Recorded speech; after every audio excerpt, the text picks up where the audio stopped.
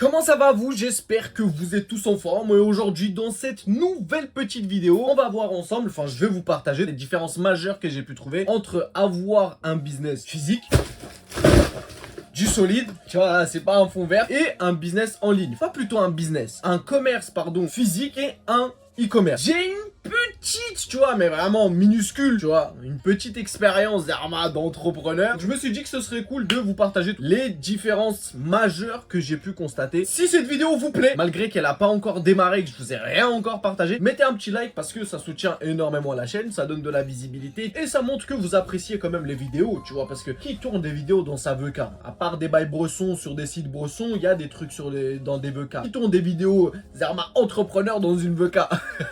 Abonne-toi, ça fait plaisir. Ce que je vais faire, c'est que je vais vous partager tout simplement 5 différences majeures que j'ai pu noter. Donc bien évidemment, chose importante à préciser, c'est mon avis. Il se peut très bien que tu ne sois pas d'accord. C'est ça qui est cool, c'est que ça permettrait d'avoir un échange. Les points de vue que je vais donner, c'est pas parce que je dis c'est comme ça, forcément c'est comme ça pour tout le monde. C'est comme ça par rapport à mon point de vue, par rapport à ce que moi j'ai pu remarquer. On commence directement par la première différence que j'ai pu noter, c'est tout simplement la portée de ton marché cible. Je m'explique. En commerce physique, tu vas avoir les personnes que tu vas toucher qui sont proches, alors qu'en ligne, tu peux très bien vendre dans toute la France. Par exemple, si tu es situé en France, une personne qui habite à Bordeaux, je donne un exemple tout bête, bah, elle peut commander sur notre site et se faire livrer chez elle. Par contre, une personne qui habite à Bordeaux, si on n'avait pas notre site internet, elle va jamais prendre le train pour venir à Paris pour acheter l'article de fête et repartir à Bordeaux. Le petit point positif, enfin en vrai, un gros point positif pour le commerce en ligne, parce que ça permet vraiment de toucher, ça donne un accès en fait à un marché beaucoup plus grand, beaucoup plus vaste, beaucoup plus global. Tu peux toucher vraiment un pays entier, contrairement à quand tu as un commerce physique, tu vas toucher uniquement les personnes qui se trouvent aux alentours de ta zone. Deuxième différence, on va parler cette fois-ci de l'expérience client. Avant même de donner tous les détails, je mets un point positif pour du commerce physique. Encore une fois, comme je te l'ai dit, c'est personnel, mais je trouve que tu peux fournir une expérience client beaucoup plus évoluée, beaucoup plus sympa commerce physique que quand c'est en commerce en ligne. Je trouve que c'est beaucoup plus simple pour avoir fait les deux. Prends un exemple tout bête, vraiment un exemple. Rien que la personne, elle rentre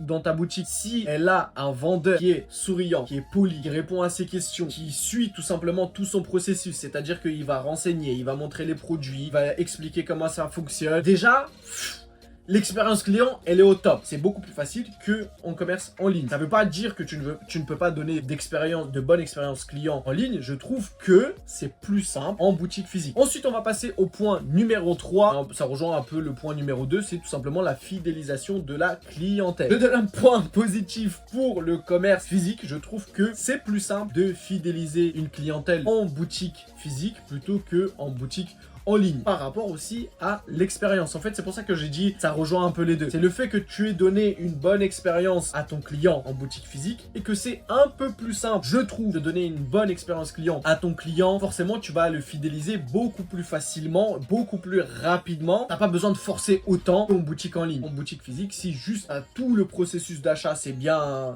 passé, tu peux simplement dire est-ce que vous souhaitez ouvrir un compte client? Si vous avez l'habitude d'acheter chez nous, vous obtiendrez des remises. Personne ne peut le faire direct. Si ton expérience client s'est bien passée, la personne elle va accepter d'ouvrir un compte client. Alors que à l'inverse, si l'expérience en ligne s'est bien passée, c'est pas sûr que la personne va vraiment vouloir ouvrir un compte client chez toi ou qu'elle va revenir ses commandes chez toi, d'accord? Donc que tu vas la fidéliser. Je trouve que c'est beaucoup plus simple, encore une fois, de fidéliser les clients en boutique physique, notamment parce que tu vas leur offrir une bonne expérience client, contrairement en boutique en ligne, c'est un peu plus compliqué. On passe au quatrième point, ça va être tout simplement la gestion du temps et la flexibilité. Alors là, il n'y a pas de débat.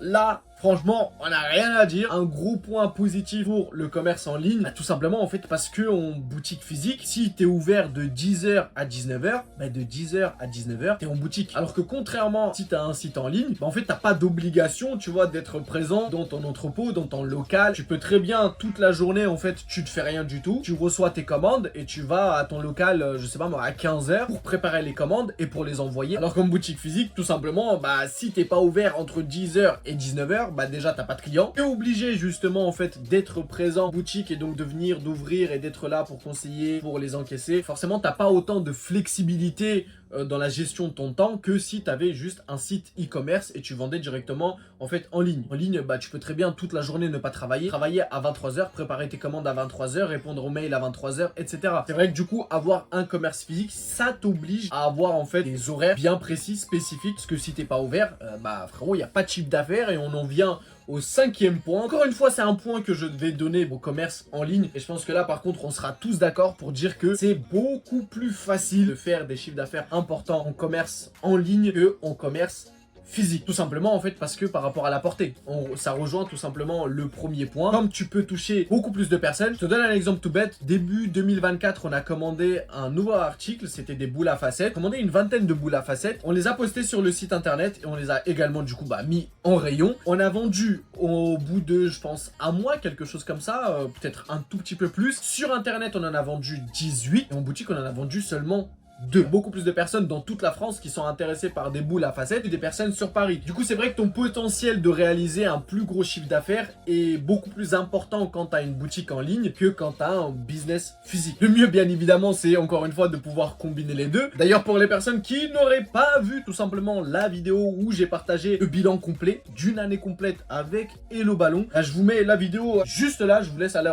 la regarder. Je partage tous les chiffres de chiffre d'affaires, de bénéfices, de marge, de coûts, charges, etc. N'hésite pas à aller la regarder, lâche un petit like. À la prochaine, peace.